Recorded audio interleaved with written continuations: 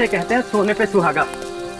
दिन में मस्त काम, शाम को थोड़ी सी मस्ती और रात को आराम। क्या बात है राजीव, काम का मजा तो तब है जब काम अच्छा हुआ हो।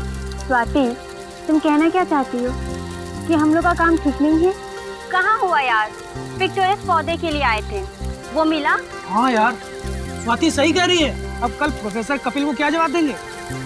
अरे कह देंगे ना कि जहाँ तक आपने कहा था हम लोग गए थे, लेकिन पिक्टोरस पौधा मिला ही नहीं। अरे ऐसे कैसे कह देंगे? अरे जो भी कहना है कल कहना है, ठीक है ना? तो कल कह देंगे। अब आप सब लोगों से तान्या कुछ कहना चाहते हैं। तान्या! ओए छिपी रुस्तम, क्या छिपा बैठा है? कहीं तुम्हारे पेरेंट्स शादी के लिए राजी तो नहीं हो गए? हाँ यार, क्या करते? अरे वाह, क्या बात है। अरे नहीं यार, ऐसा कुछ नहीं है। एक्चुअली आज सुबह ही सब कुछ फाइनल हुआ है। और तुम लोगों ने हमें बताया तक नहीं? कब है शादी? अगले महीने 23 तारीख को। और हाँ, तुम सबको आना है। अरे तुम नहीं भी बुलाओगे तब भी हम लोग पहुंचेंगे, है ना? खुशी का माहौल है, चले संगीत की तैयारी शुरू करते हैं। अंताक्षरी खेलते हैं। एक काम करते हैं, तुम लोग खेलो, तब तक मैं और राजीव थोड़ा घूम के आते। अरे वाह, क्या बात है।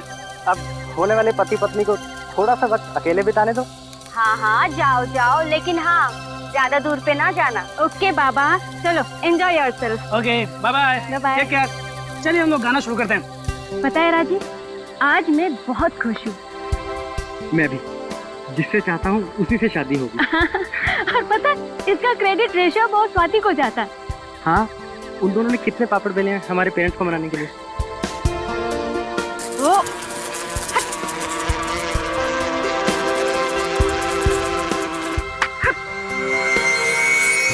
भागो यहाँ से। हाँ। भागो। चल।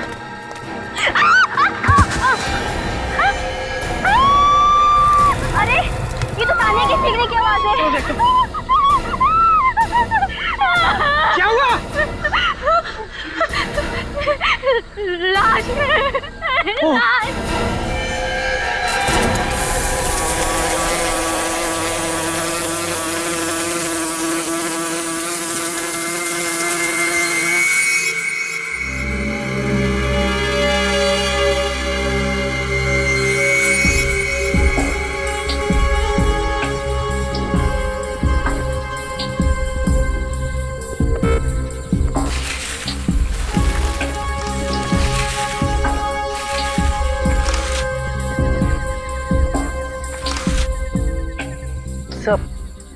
लाश काफी खराब हो चुकी है।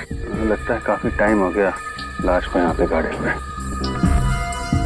हीरो ने भी काफी खा लिया है।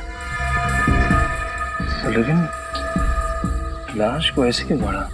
आधी लाश जमीन के अंदर और आधी जमीन से ऊपर। नहीं, गाड़ा तो पूरा ही होगा। शायद जानवरों ने लाश को बाहर खींच लिया है। खोदने के लिए ना।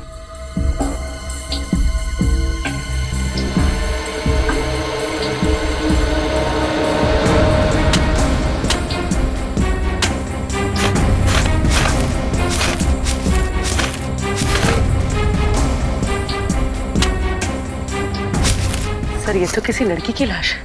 हाथ में चूड़ी और गले में मंगलसूत्र है। ये बात पक्की है, चोरी के लिए खून नहीं किया गया है। चेक करो, देखो कुछ और दिखता है क्या?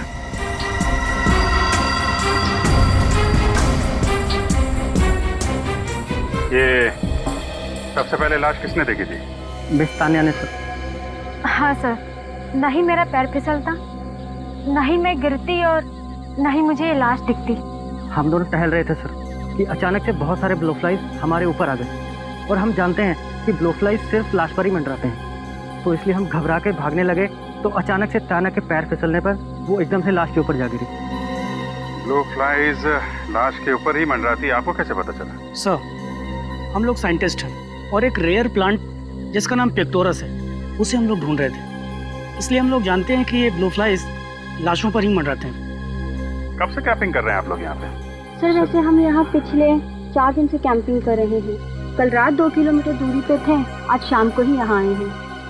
सर, और कुछ भी पता नहीं चला। ठीक है, लाश को फोरेंसिक लैब भेज दो। सर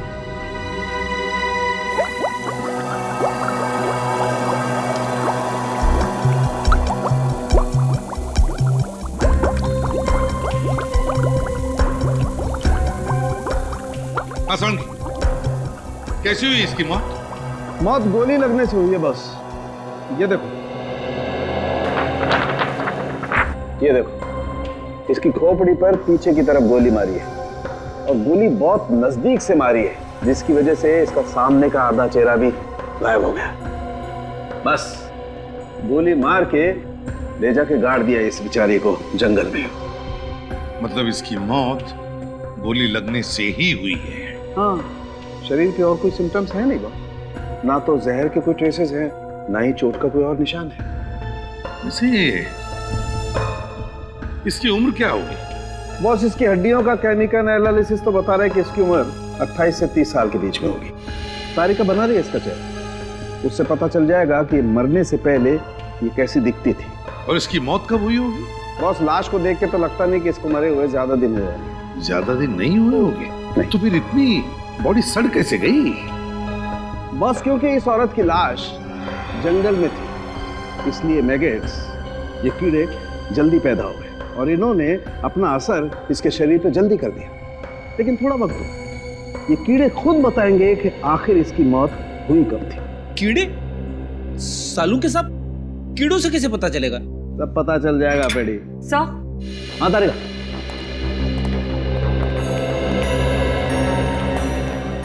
मरने से पहले ये औरत कुछ ऐसी दिखती होगी। बेटी, हमारे रिकॉर्ड से पता लगाओ क्या किसी ने इस औरत के गायब होने की रिपोर्ट लिखवाई है क्या? Yes sir.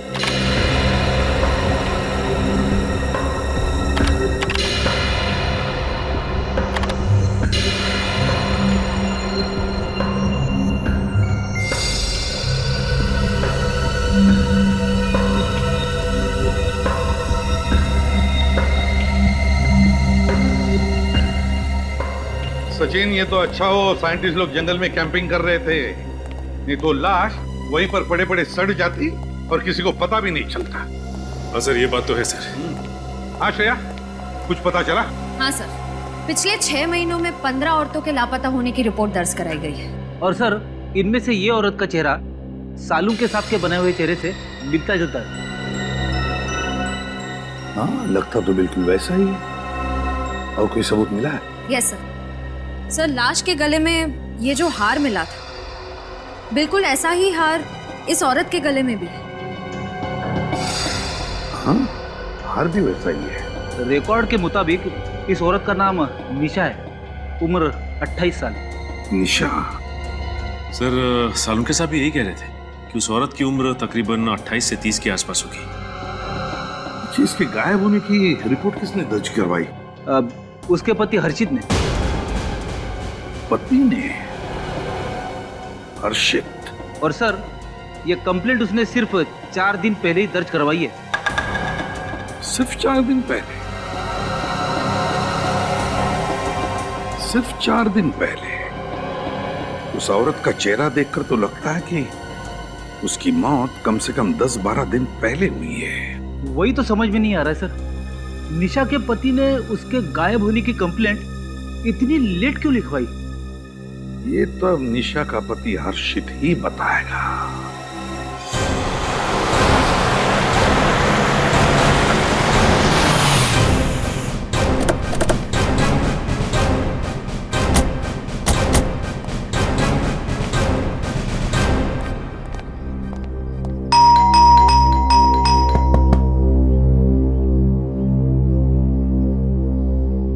डॉक्टर हर्षित? आप भी डॉक्टर हर्षित है? जी। आप लोग? हम लोग सीआईडी से। आइए आइए, अंदर आइए। आइए आइए। नहीं, ठीक है। अरे डॉक्टर हर्षित, आपने रिपोर्ट लिखवाई थी कि आपकी पत्नी निशा पिछले 4 दिनों से गायब है। जी, 4 दिनों से गायब है या क्या उससे पहले मुझे नहीं पता। मैं खुद यहाँ पे नहीं था। कहाँ थे? मैं कुछ ऑफिस के काम से पूना गया हुआ था, 1 मई से 10 मई तक। मतलब 1 मई से पहले निशा आपके साथ यहीं थी, घर पे? जी, मगर आप लोग मुझसे ये सब क्यों पूछ रहे हैं? क्योंकि हमें एक लाश मिली है और लाश के पास से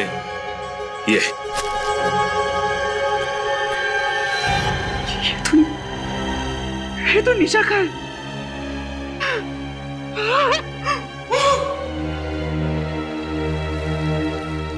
सर ये तो ओवर एक्टिंग करने लगा।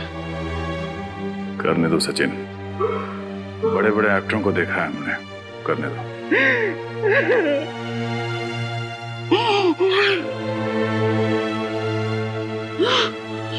सर आप लोगों को निशा की लाश कहाँ मिली सर? यहाँ से कुछ दूर एक जंगल है, वहां से मिली। अच्छा डॉक्टर हर्षित, आपने अपनी पत्नी निशा से आखिरी बार कब बात की थी? सर जिस दिन मैं पूना के लिए निकला था उसी दिन बात हुई थी सर। उसके बाद मेरी बात नहीं हुई उससे।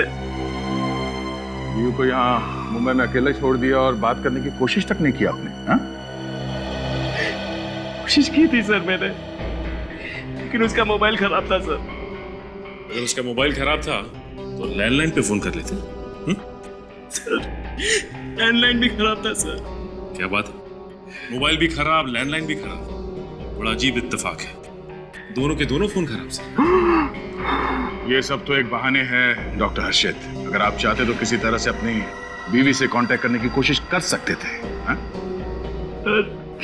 सर मैंने कोशिश की थी सर। हमारे नेबर मिसेस डिसूजा को भी बोला था कि चेक करने के लिए सर, लेकिन जब वो यहाँ आए तो निशा ने दरवाजा नहीं खोला सर। और हमारे पास कोई दूसरी चाबी भी नहीं है कि किसी को दे। और सर किसी के पास चाबी नहीं है सर हमारे घर की। हर्षित, हेलो सर, ये तेरा फोन। ठीक, ये कौन है? सर मैं, ये मेरा बचपन का दोस्त अनुराग, इसी को दिया था मैंने फोन रिपेयर करने के लिए। पर तू रो क्यों रहा है? सब ठीक तो है? क्या हुआ? निशा। क्या हुआ निशा को? निशा इस दुनिया में नहीं रही। क्या? कब? कैसे? उसी बात की तहकीकात चल रही है। अब तो आपको यकीन हो गया ना सर, मैं झूठ नहीं बोल रहा था। डॉक्टर हर्षित, सच और झूठ का तो पता चल ही जाएगा। फिलहाल जब तक इन्वेस्टिगेशन पूरी नहीं हो जाती, आप शहर छोड़ के बाहर नहीं जा सकते हैं। श्रेया, निशा के सारे दोस्तों की जानकारी निकालो और उन सबको ब्यूरो बुलाओ। तुम सब निशा के करीबी दोस्त हो, है ना? तो क्या तुम में से कोई जानता है कि निशा की किसी के साथ कोई दुश्मनी थी या फिर कोई निशा से नफरत करता था? निशा बहुत शांत और मिलनसार स्वभाव की लड़की थी। सबकी मदद करती थी। उसका कोई दुश्मन कैसे हो सकता है? आप पिछले कई सालों से निशा को जानते हैं। उसका आज तक कभी किसी से कोई झगड़ा नहीं हुआ था। यहाँ तक कि वो कभी किसी पर गुस्सा भी नहीं करती थी, बुरा भला नहीं बोलती थी। बल्कि जब भी हम लोगों के बीच झगड़े होते थे तो सुलह वही कराती थी। हमें बहुत शौक लगा सर। हमें समझ नहीं आ रहा कि कोई भला निशा का खून कैसे कर सकता है। निशा का पति हर्षित वो तो 1 मई से लेकर 10 मई तक बाहर गांव गया था, मगर तुम लोग तो यहीं पर थे ना। तो क्या तुम में से किसी ने निशा के साथ बात की या फिर उसे मिलने की कोशिश की थी? क्या हुआ? है? तुम लोग चुप क्यों हो? तुम लोग निशा से मिले थे या नहीं? उससे बात की या नहीं? नहीं सर, निशा से बात किए बहुत टाइम हो गया। हम सब तो 15 दिनों के लिए राजस्थान घूमने गए थे। हाँ सर, ये 1 महीने पहले की बात है। अब मैंने उसे उस टाइम में फोन करके पूछा भी कि अगर तुम हमारे साथ आना चाहती हो तो, लेकिन उसने मना कर दिया सर। और हमारे वापस आने के बाद मेरी उससे कोई बातचीत नहीं हुई सर। क्यों? क्यों नहीं बात की? हैं? 1 महीना हुआ, तुम्हें से किसी ने भी निशा को फोन तक नहीं किया, उसकी पूछताछ नहीं की। अपने आप को उसके करीबी दोस्त कहलाते हो ना? हैं? वाह! और फिर वो है निशा का पति जिसे उसकी चिंता ही नहीं। और एक निशा के सबसे करीबी दोस्त। वाह रे वाह दोस्त। सर लगता है कि निशा के परिवार वालों को निशा की चिंता थी ही नहीं, और ही उसके दोस्तों को। नहीं सर, ऐसी कोई बात नहीं है सर। ऐसी कोई बात नहीं तो फिर और क्या बात है? अगर तुम में से किसी को भी ख्याल होता ना निशा का, तो आज बेचारी वो जिंदा होती। सर, मैं कुछ कहना चाहती हूँ। अब क्या कहना बाकी है, हैं? चलो बताओ। सर, मैं निशा से मिली थी। निशा से मिली थी? कब? 7 मई को मैं उसके घर गई थी उससे मिलने। मुझे समझ नहीं आ रहा है ये बात मुझे कहनी चाहिए भी या नहीं। मैं इसमें फंसना नहीं चाहती। और तब निशा घर पे थी? जी हाँ, बिल्कुल सही सलामत। तुम्हें पूरा यकीन है 7 मई को ही तुम मिली थी निशा से? जी हाँ। अच्छा, तो उस वक्त निशा का बर्ताव कैसे था? मेरा मतलब है क्या वो ठीक ठाक थी? कोई टेंशन वगैरह था उसे? जी हाँ, थोड़ी सी परेशान दिख रही थी, टेंशन में थी। मैंने जब उससे पूछने की कोशिश की तो उसने मुझे कुछ नहीं बताया। ठीक है, तुम लोग जा सकते हो, लेकिन जब तक हमारा इन्वेस्टिगेशन पूरा नहीं होता तुम लोग शहर छोड़कर नहीं जाओगे, समझे?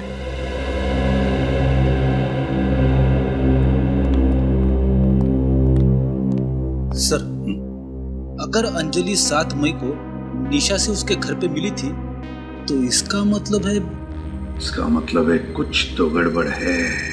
फिर तो सर निशा का खून हर्षित नहीं कर सकता, क्योंकि 1 मई से लेकर 10 मई तक हर्षित शहर में था ही नहीं सर। ऐसा हर्षित कह रहा है सचिन, हर्षित कह रहा है, लेकिन हमने कहां कंफर्म किया है कि वो 10 दिन के लिए शहर में था भी या नहीं। और फिर अगर वो 10 दिन के लिए बाहर गया भी तो 1 दिन के लिए वापस आकर भी जा सकता है।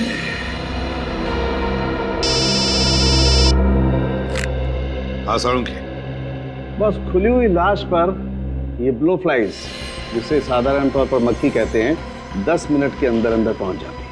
और लाश पर पहुंचने के कुछ ही देर में ये ब्लो फ्लाइज अंडे देना शुरू कर देती है। एक ब्लो फ्लाई एक साथ 250 से 300 अंडे दे सकती है, और फिर 10 से 12 घंटों के अंदर अंदर ये अंडे टूटने लगते हैं और इसमें से 2 मिलीमीटर लंबा लार्वा निकलता है। और फिर ये लार्वा लाश के मांस को खाता खाता बड़ा होकर के 8 से 10 दिन के अंदर एक प्यूपा बन जाता है। और फिर 3 से 4 दिन के अंदर अंदर इस प्यूपा में से निकलती है पूरी एडल्ट ब्लो फ्लाई, और ये ब्लो फ्लाई अपने अगले शिकार के लिए उड़ जाती है। बॉस, अंडे से लेकर के लार्वा होते हुए पूरी मक्खी बनने की इस पूरी साइकिल को कम से कम 13 दिन लगते हैं।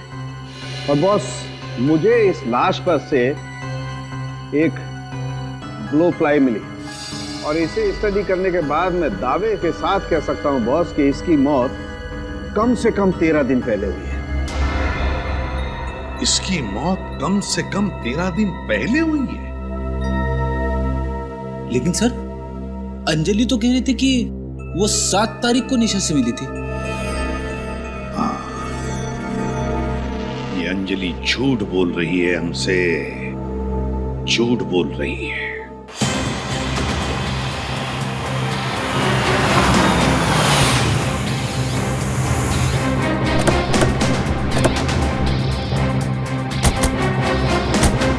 निशा की सहेली अंजलि जितनी भोली दिखती है उतनी भोली है नहीं। पहले तो झूठी कहानी बनाई, अब खुद गायब है। हाँ सर, जरूर इस केस में उसका भी हाथ है, वरना वो हमसे झूठ नहीं बोलती कि 7 मई को वो निशा से मिली थी। सर, यहाँ तो ताला लगा हुआ है। ये डॉक्टर हर्षित भी तो गायब नहीं हो गया? पहले अंजलि और अब ये डॉक्टर हर्षित, दोनों के दोनों एक साथ गायब हैं। माजरा क्या है? अंदर चल के देखते हैं।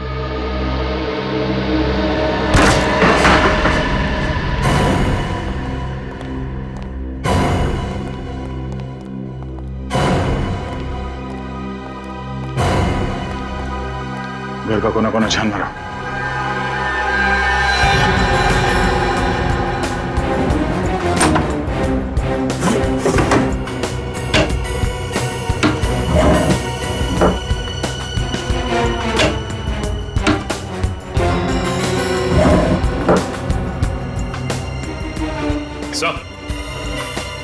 सचिन?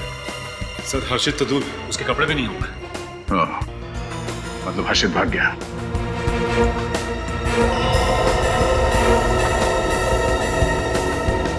सर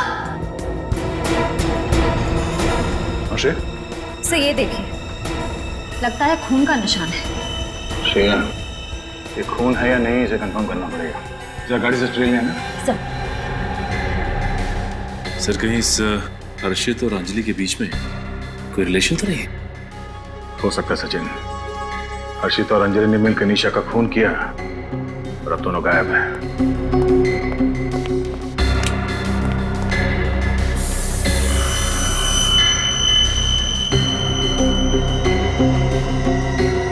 सर ये तो खून ही है। सर इसका मतलब डॉक्टर हर्षित ने निशा का खून इस घर में ही किया है। अगर डॉक्टर हर्षित ने निशा का खून यहाँ इस घर में किया तो उसकी लाश वहां जंगल कैसे ले गया होगा? गाड़ी से? और सर डॉक्टर हर्षित की गाड़ी तो बाहर ही खड़ी। चलो देखते हैं।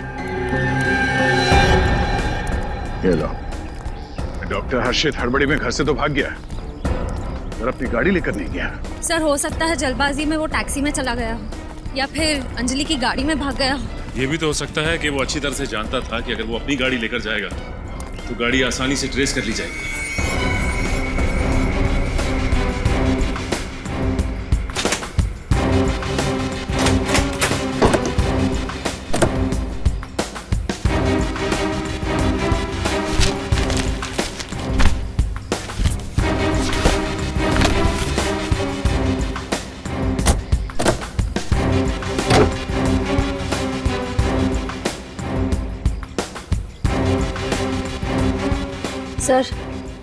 सर एक बात नोट की आपने? फ्लोर मैट्स, सीट्स सब एकदम साफ, जैसे हाल ही में गाड़ी को अंदर से पूरी तरह से धो दिया गया। हाँ, ऐसी क्या चीज थी गाड़ी में जो डॉक्टर हर्षित को ये साफ करनी पड़ी? धूल या कुछ और?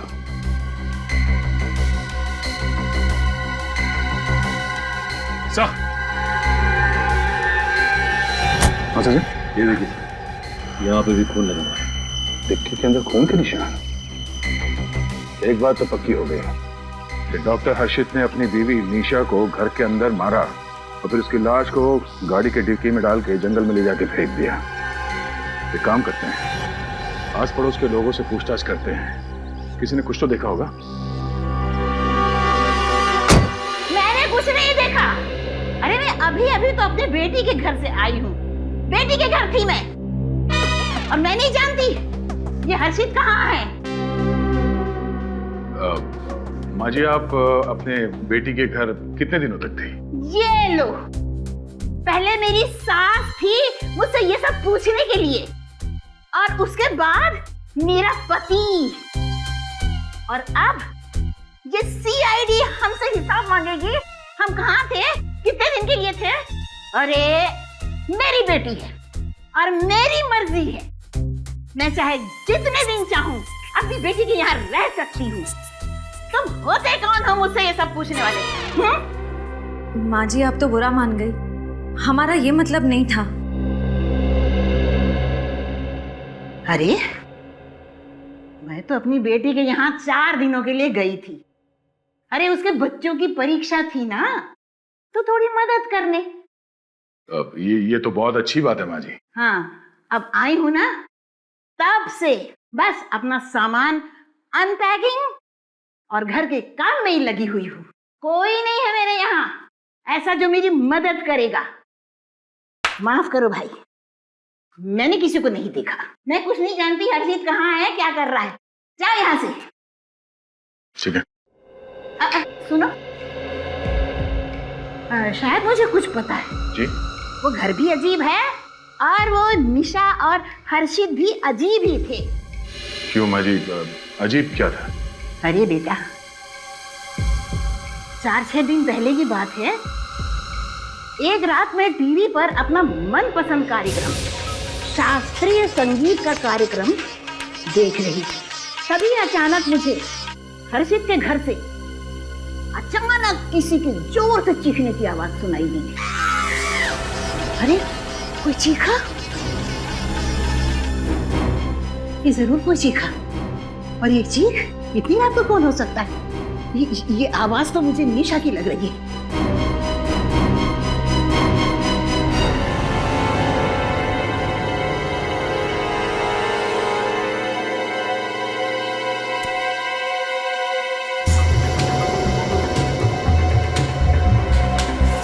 अरे इनके घर की तो सारी लाइट्स बंद है, और मैंने चीखने की आवाज तो यहीं से सुनी थी, और आवाज भी निशा की लग रही थी। निशा, पता नहीं क्या कर रहे हैं भाई, चीखने की आवाज तो मुझे निशा की लगी। पता करती हूँ भाई, दरवाजा खटखटाती हूँ। निशा, अरे ओ निशा, निशा। हाँ। अरे लगता है सब सो सा गए होंगे, या फिर कोई डरावना भूत प्रेत का सीरियल देख रहे होंगे। अरे बाबा, मैं तो ऐसे सीरियल कभी न देखूं। सर ये औरत तो बड़े यकीन के साथ कह रही थी कि 6 दिन पहले रात में जो उसने चीखने की आवाज सुनी वो निशा की थी, और चीख सुनने के 20-25 मिनट बाद उन्होंने किसी गाड़ी की आवाज सुनी। इसका मतलब है कि डॉक्टर हर्षित ने लाश को अपनी गाड़ी में डाला और ले आके जंगल में फेंक दिया। ये सब मुमकिन है, मगर डॉक्टर सालुंके के हिसाब से निशा की मौत 12 दिन पहले हुई थी, और इस औरत ने निशा को 6 दिन पहले 6 मई को उसके चीखने की आवाज सुनी। ये कैसे हो सकता है? डॉक्टर सालुंके भी गलत तो नहीं हो सकते।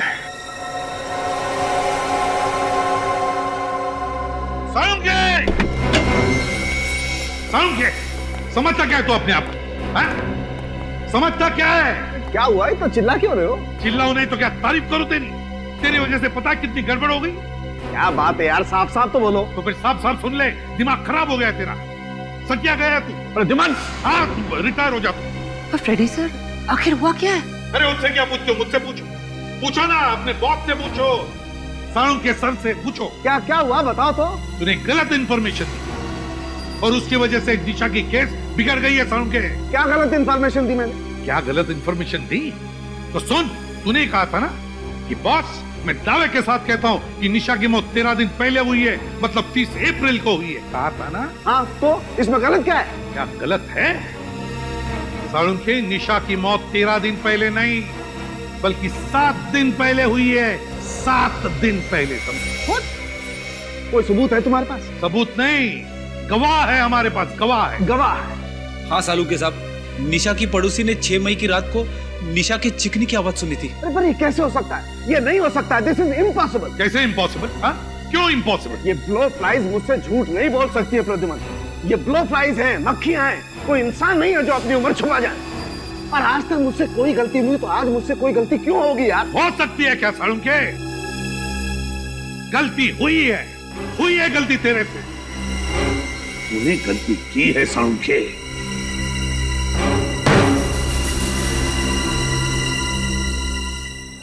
जी कहिए। क्या 1 मई से 10 मई तक डॉक्टर हर्षित आपके होटल में ठहरे हुए थे? क्या नाम बताया आपने? डॉक्टर हर्ष। हाँ सर, 1 मई से 10 मई तक डॉक्टर हर्षित इसी होटल में ठहरे थे। यही है? सर ये डॉक्टर हर्षित है या नहीं ये नहीं बता सकती, पर कुछ दिन पहले इन्हें होटल में देखा जरूर था। सर यही है डॉक्टर हर्षित। तो पक्का मालूम? हाँ सर, जब भी ये पुणे आते हैं हमारे ही होटल में ठहरते हैं। सर ये देखिए सर, ये क्या है? 6 मई सुबह 10:32 से 7 मई रात 8:45 तक डॉक्टर हर्षित ने डू नॉट डिस्टर्ब का इंस्ट्रक्शन दे रखा। लेकिन 2 दिन तक डॉक्टर हर्षित अपने कमरे में कर क्या रहे थे? सर अपने कमरे में तो क्या, होटल में भी नहीं थे। होटल में ही नहीं थे? जी सर। कहाँ गए थे? अब ये तो मुझे पता नहीं सर, पर वो बहुत जल्दी में कहीं जा रहे थे और फोन पर किसी से गुस्से में बात करते हुए जा रहे थे। अच्छा, डॉक्टर हर्षित यहाँ अपनी गाड़ी से आए थे या? नहीं सर, टैक्सी से आए थे। Thank you. एक बात तो साफ है, डॉक्टर हर्षित 6 मई को पुणे से मुंबई गया, निशा का खून किया, सारे सबूत मिटाए और 7 मई को वापस पुणे आ गया। हो सकता है निखिल, लेकिन इस बात का हमारे पास कोई सबूत नहीं है कि डॉक्टर हर्षित यहाँ से मुंबई ही गए थे। तो अब पता कैसे चलेगा सर? वो अपनी गाड़ी तो लाए नहीं थे, तो जहां भी गए होंगे टैक्सी से ही गए होंगे। एक काम करते हैं, टैक्सी स्टैंड से चल के पता लगाते हैं।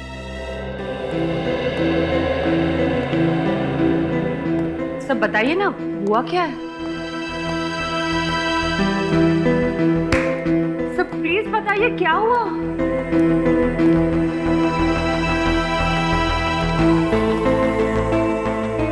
सब गड़बड़ हो गया तरीका। वो प्रद्युम्न सही था, मैं गलत था। क्या? ये मैगट्स गलत थे। क्या कह रहे हैं आप सर? आसान की क्यों बुलाया? बस दरअसल तुम ठीक थे, लेकिन मैं भी गलत नहीं था। क्या मतलब? पूरी बात सुन लो बॉस। मैं जिन कीड़ों को टेस्ट कर रहा था वो कीड़े नकली थे। क्या मैगट्स नकली थे? हाँ। ये कैसे हो सकता है? सालुंकी, ये कैसे हो सकता है? हाँ? तूने ही तो कहा था ना कि ये मक्खियां इंसानों की तरह अपनी उम्र झूठी नहीं बता सकती। फिर ये कैसे हुआ? बॉस ये मक्खियां अभी भी झूठ नहीं बोल रही। फिर वही बात सुन लो। ये कीड़े हैं तो 13 दिन पुराने, लेकिन ये निशा की लाश के नहीं है। क्या? निशा की लाश के नहीं है? नहीं। तो फिर किसके? ये कीड़े किसी और के हैं बॉस। किसी और लाश पर से किसी ने कीड़े उठाकर निशा की लाश पर लाकर के रख दिए। सर इसका मतलब उसकी मौत 6 मई को ही हुई थी, उस गवाह के मुताबिक 7 दिन पहले। हाँ बॉस। तो ये बात है। इसीलिए वो 7 दिन का फर्क मौत में है। मतलब कोई चाहता था कि हमें लगे कि निशा की मौत 7 दिन पहले नहीं बल्कि 13 दिन पहले हुई है। मगर सर ऐसा काम कौन कर सकता है? ऐसा काम वही कर सकता है फ्रेडी, जो बड़ा होशियार है, चालाक है, जो लाशों के सड़ने के बारे में जानता है, जो मैगट्स के बारे में जानता है, और वो है डॉक्टर हर्षित। डॉक्टर हर्षित। ध्यान से देखो, शायद देखा हो। नहीं साहब, नहीं देखा। नहीं देखा? भाई साहब, ये आदमी आपकी टैक्सी में बैठा था क्या? हाँ साहब, कुछ दिन पहले ये साहब हमारी टैक्सी में सफर किए थे। बहुत जल्दी में थे, मुझे अच्छे से याद है। इतने अच्छे से कैसे याद है तुम्हें? क्योंकि साहब वो जबरदस्ती बिना बताए मेरी टैक्सी में घुस गए थे। बहुत जल्दी में थे। कहाँ लेके गए थे इन्हें? साहब महाबलेश्वर। महाबलेश्वर? हाँ साहब, बहुत गुस्से में थे और हड़बड़ाए हुए थे। बोले जल्दी से महाबलेश्वर चलो। महाबलेश्वर जाने की ऐसी क्या जल्दी थी डॉक्टर हर्षित को? साहब अपुन को महाबलेश्वर नहीं जाना था। अपुन की गाड़ी तो पंचगनी तक जाती है, लेकिन वो बहुत जबरदस्ती की है और अपुन को एक्स्ट्रा पैसा देने का वादा किया तो अपुन राजी हो गया। सर डॉक्टर हर्षित पुणे से मुंबई नहीं बल्कि महाबलेश्वर गए थे। अच्छा, तुम्हें याद है महाबलेश्वर में तुमने इन्हें कहाँ छोड़ा था? रास्ते का नाम, होटल? हाँ साहब, टैक्सी में ये लगातार किसी से फोन पे बात कर रहे थे और महाबलेश्वर के होटल के बारे में कुछ बोल रहे थे। कौन सा होटल? साहब होटल गैलेक्सी स्टार। लेकिन जैसे हम वहाँ पहुंचे तो उन्होंने मुझे 500 के 3 नोट दिए और छुट्टा भी वापस नहीं लिया और बहुत जल्दी में अंदर घुस गए। सर पुणे के होटल स्टाफ ने भी यही कहा था कि फोन पे बातें करते करते जल्दबाजी में निकल गए। टैक्सी के अंदर भी फोन पे लगातार बात कर रहे थे किसी से। आखिर वो बात किससे कर रहे थे? ये तो महाबलेश्वर जाके ही पता चलेगा। Hotel Galaxy star. आप चिंता मत कीजिए सर, आप आइए और बस पार्टी के मजे लीजिए। बाकी सब हम लोग मैनेज कर लेंगे। Okay, thank you. Welcome sir. बताइए मैं आपके लिए क्या कर सकता हूँ? CID मैं आपके लिए क्या कर सकता हूँ सर? आप बस जवाब दीजिए, बाकी हम संभाल लेंगे। कोई सीरियस बात है सर? सीरियस ही समझिए। हम लोग एक ऐसे आदमी के बारे में पूछताछ करने आए जो 6 मई को आपके होटल में आया था। सर यहाँ तो रोज बहुत सारे गेस्ट आते हैं। आप किसकी बात कर रहे हैं? हम इनकी बात कर रहे हैं।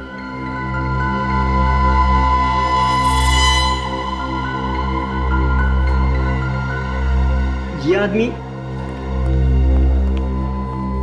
ये तो वही पागल आदमी है सर। मुझे तो पहले से लगा कि ये आदमी सही नहीं है। पागल आदमी? नहीं, ये डॉक्टर है, इनका नाम हर्षित है। डॉक्टर है? पर सर उस दिन तो एकदम पागलों की तरह बर्ताव कर रहा था ये। अच्छा, ये यहाँ पे आए कब थे? सर अभी बताता हूँ।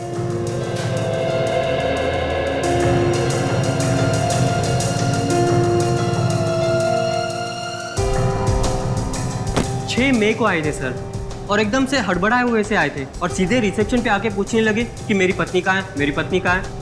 पत्नी? उनकी पत्नी यहीं ठहरी हुई थी? नहीं सर, लेकिन वो बोल रहे थे कि उनकी पत्नी निशा मुसीबत में है, उसकी जान को खतरा है, और हमने उन्हें फ़ोन करके यहाँ महाबलेश्वर बुलाया। हाँ सर, वो बोल रहे थे कि होटल गैलेक्सी स्टार के मैनेजर ने उन्हें फ़ोन करके यहाँ बुलाया था। कौन है मैनेजर? सर मैनेजर तो मैं ही हूँ, पर मैंने कोई फ़ोन नहीं किया था, और निशा नाम की कोई औरत भी यहाँ पर नहीं ठहरी थी। तो फिर वो ये सब कैसे कह रहे थे? हाँ सर, बोल रहे थे कि उनकी पत्नी ने यहाँ किसी आदमी से झगड़ा मोल लिया है, बहुत कहा सुनी हुई है, और मैंने उन्हें फ़ोन करके यहाँ बुला लिया और कहा कि अपनी पत्नी को बचा लें। उसके बाद क्या हुआ? बस सर, हमने उन्हें बहुत समझाया कि हमने कोई फ़ोन नहीं किया। बस सर, उसके बाद उसका फ़ोन आया और वो बात करते हुए चले गए। अच्छा, वो किससे बात कर रहे थे, कुछ सुना आपने, या किस चीज़ के बारे में बात कर रहे थे? नहीं सर, हमने तो बस चैन की सांस ली कि वो यहाँ से चले गए। ठीक है निखिल, अगर 6 मई को डॉक्टर हर्षित यहाँ महाबलेश्वर में थे, तो फिर 6 मई को मुंबई में निशा का खून किसने किया? बड़ा चालाक है ये खूनी।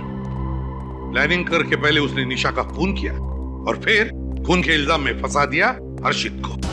हाँ सर, खूनी ने काफी मेहनत की है ये साबित करने की कि खून 10 से 12 दिन पहले हुआ है, यानी कि अप्रैल 28 से 30 के बीच। लेकिन सर, खूनी ये क्यों साबित करना चाह रहा था कि निशा का खून 28 से 30 अप्रैल के बीच ही हुआ है? क्योंकि श्रेया उन दिनों में हर्षित शहर में ही था, शहर में, और खूनी चाहता था कि हम हर्षित पर शक करें। लेकिन सर, हमें ये तो पता चल ही चुका है कि खून 5 से 6 दिन पहले हुआ है। लेकिन इसी दौरान खूनी ने हर्षित को पुणे से महाबलेश्वर क्यों बुलाया? क्यों? वो इसलिए सचिन कि उसने सोचा होगा कि अगर हमें पता भी चल जाए कि खून 10-12 दिन पहले नहीं बल्कि 5-6 दिन पहले हुआ है, तब भी हम शक करेंगे हर्षित पर ही। वो कैसे सर? श्रेया, खूनी ने पहले निशा का खून किया और फिर उसी दिन वो महाबलेश्वर चला गया, और फिर महाबलेश्वर से उसने फोन किया पुणे में हर्षित को और उसे बुला लिया महाबलेश्वर।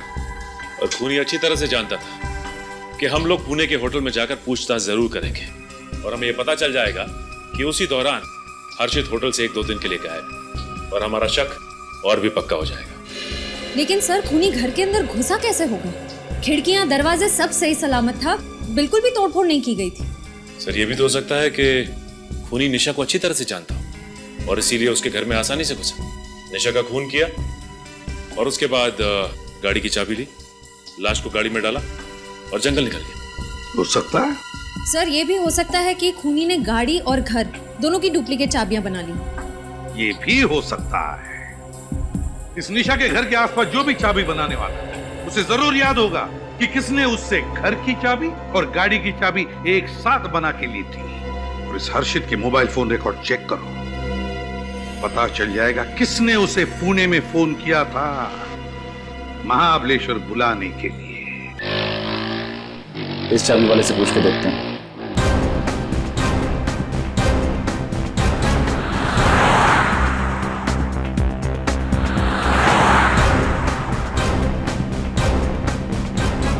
बोलो साहब, कौन से ताले की चाबी बनानी है? तुमने कौन से ताले की चाबी बनाई थी वो जानना है। क्या साहब, क्या बात कर रहे हैं? मैं कुछ समझा नहीं। समझ जाओ, हम सीआईडी से। सीआईडी? मैंने कुछ नहीं किया साहब। अरे, मैंने कब कहा कि आपने कुछ किया है? हो सकता है किसी ने आपसे कुछ करवाया हो। अच्छी तरह से याद करके बताना। कोई आदमी आया था तुम्हारे पास 2-2 डुप्लीकेट चाबियां बनवाने, एक अपने घर के लिए, एक अपनी गाड़ी के लिए। याद है ना साहब, एक साहब आया था 8 या 9 दिन पहले, उसके घर की चाबी खो गई थी, तो बोला चाबी बनानी है। हम बोले ठीक है बना देंगे, अपना तो काम ही है चाबी बनाना। लेकिन जब तक उससे घर का दरवाजा नहीं देखेंगे तब तक चाबी कैसे बनाएंगे? फिर उसने क्या कहा? पहले तो कुछ नहीं बोला, उसका मुंह तो एकदम छोटे 1 लीवर के ताले के माफिक हो गया। फिर कुछ सोच के बोला कि ठीक है चलो। यानी कि तुम उसके घर गए थे? घर के बाहर तक गया था, उसके दरवाजे का लॉक देख के बोला कि आधे घंटे में बना देगा। फिर उसने अपनी गाड़ी दिखाई, बोले इसकी भी चाबी बना डालो, सेफ्टी के लिए एक चाबी और चाहिए। अपन ने बोला ठीक है बना देता हूँ, इसमें कौन सी बड़ी बात है। उसका घर कहाँ है? बस आगे से राइट में 2nd गली में 2nd घर। सर, ये तो डॉक्टर हर्षित के घर की तरफ इशारा कर रहा है। क्या वो आदमी यही था? नहीं साहब, ये नहीं था। तुम्हें उस आदमी की शक्ल याद है ना? याद है ना साहब, ऐसे कस्टमर को कौन भूलेगा। अरे मुंह मांगा पैसा दिया था, डबल पेमेंट दिया था, डबल। निखिल इसको ब्यूरो लेके जा और स्केच आर्टिस्ट के साथ बैठा, पता तो चले कि वो आदमी था कौन। देखो, जिसने भी तुमसे चाबी बनवाई ना, उसके चेहरे की एक एक बारीकी बताओ हमारे आर्टिस्ट को, समझे? भूल मत करना। हाँ श्रेया, नंबर के बारे में क्या पता चला? सर अभी तक तो कुछ पता नहीं चल पाया, कोशिश जारी है सर। जल्दी करो श्रेया, हमारे पास वक्त बहुत कम है। यस सर, एक बात समझ में नहीं आ रही है कि खूनी ने हर्षित को महाबलेश्वर क्यों बुलाया? मुंबई भी तो बुला सकता था। ये गलतियों कभी नहीं करता। अगर हर्षित मुंबई आता तो उसे पुणे के होटल में से चेकआउट करना पड़ता, और मुंबई आते उसे पता चल जाता कि निशा गायब है, तो जाकर पुलिस में दर्ज करता रिपोर्ट। समझ में नहीं आ रहा कि ये खूनी चाहता क्या था सर? खूनी चाहता था एक तीर में दो शिकार। मतलब निशा का खून और हर्षित को सजा? दोनों का दुश्मन था एक खूनी। सब पता चल गया। 5 तारीख को हर्षित को इस नंबर से फोन किया गया था। कहाँ का नंबर है ये? सर महाबलेश्वर के किसी एसटीडी बूथ का नंबर है ये। महाबलेश्वर के किसी एसटीडी बूथ का नंबर? सर ये खूनी हर कदम सोच समझ कर उठा रहा है। हाँ, बड़ा चालाक समझता है अपने आप को, लेकिन उसे मालूम नहीं सीआईडी वालों से पंगा लिया है उसने। सर स्केच रेडी है।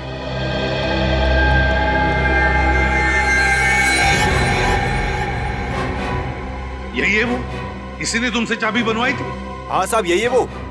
इसने अपने को डबल पैसा दिया था। इसका चेहरा कैसे भूल सकता हूँ मैं? सर इस आदमी को देख के यकीन ही नहीं होता कि ये वही आदमी है जिसने खून किया। हाँ, पहले निशा का खून किया और फिर अपने आप को बचाने के लिए इसने हर्षित को भी गायब कर दिया है। मार भी सकता ये हर्षित को। इसका फोन नंबर तो है ना हमारे पास, बस फोन करो, पता लगाओ है कहां पर ये, और फिर उठाओ इसे।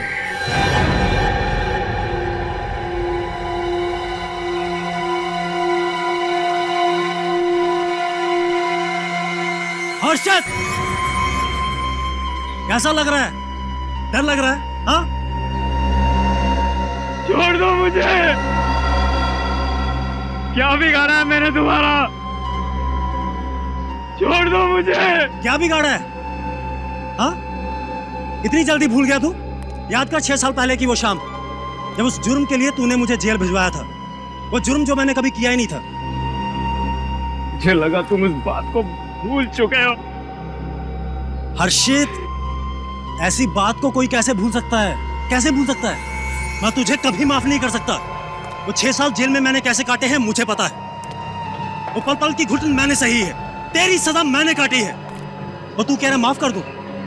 नहीं, बिल्कुल नहीं। तुझे तेरे किए की सजा जरूर मिलेगी, और वो सजा मैं दूंगा तुझे।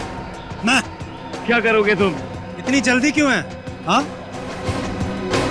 अभी बताता हूं।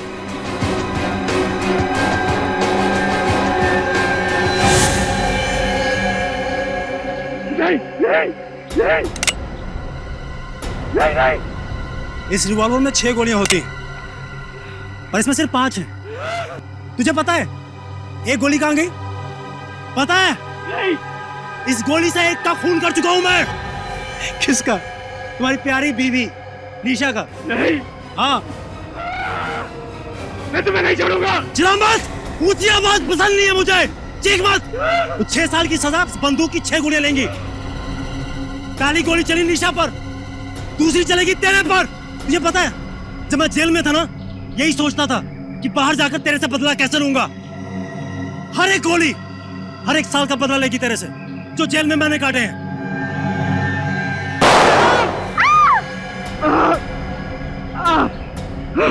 दर्द हुआ? हाँ? रोना आ रहा है? बहुत रोना आ रहा है? मुझे भी आया था। कर दो मुझे, माफ कर दो मुझे। मैं तुझे माफ नहीं कर सकता हर्षित, नहीं कर सकता। तेरी वजह से मेरी मंगेतर ने सगाई तोड़ दी, फिर मेरा संसार कभी नहीं बन पाया। लेकिन तू तो डॉक्टर बन गया ना, शादी कर ली, संसार बना लिया। मेरा क्या? मेरी पूरी जिंदगी, मेरा करियर बर्बाद हो गया। जिंदगी भर के लिए मेरे पे ठप्पा लग गया है, एक खूनी का, एक क्रिमिनल का। और तू कह रहा माफ कर दूं तेरे को मैं? नहीं, नहीं, नहीं।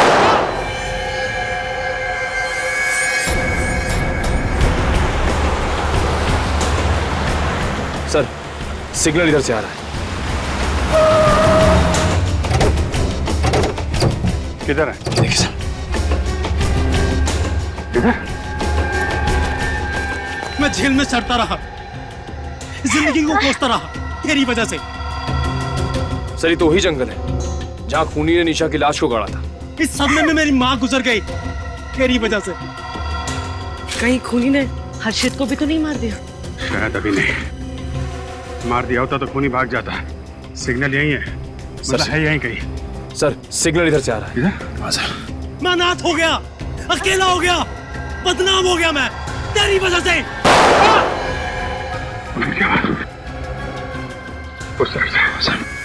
मैं टूट गया, मैं बिखर गया। मुझे उन 6 सालों का हिसाब चाहिए। तुम बचोगे नहीं अनुराग, ये तुम्हें पकड़ ही लेगी। फांसी होगी तुम्हें, फांसी। सर सिग्नल सबसे आ रहा है सर। फांसी तो होगी, इससे पहले मैं तुझे फांसी दूंगा। नहीं, नहीं।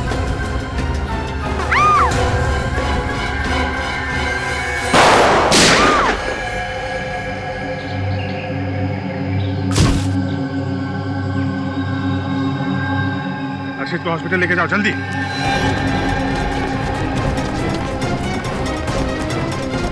कुछ नहीं होगा हमको।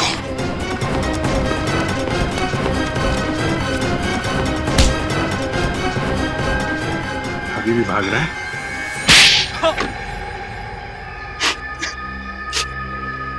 कॉलेज में मैं हर्षित और निशा का दोस्त था। हॉस्टल में हर्षित के हाथों एक लड़के का खून हो गया। उसने उस जुर्म में मुझे फंसा दिया। उस झूठे खून के इल्जाम में मुझे 6 साल जेल में काटने पड़े। जेल से निकलने के बाद हर्षित से झूठी दोस्ती का नाटक किया तुमने। ये तेरा फोन। ये कौन है? ये मेरा बचपन का दोस्त अनुराग। मैं बदला लेना चाहता था, जैसा उसने मुझे झूठे इल्जाम में फंसाया था, मैं भी उसे फंसाना चाहता था। निशा का खून करके? निशा के घर की डुप्लीकेट चाबियां मैंने बनाई, और जब निशा अकेली थी मैंने उसका खून कर डाला। मैंने उसके घर का फोन और मोबाइल खराब कर डाला ताकि वो हर्षित से बात ना कर सके।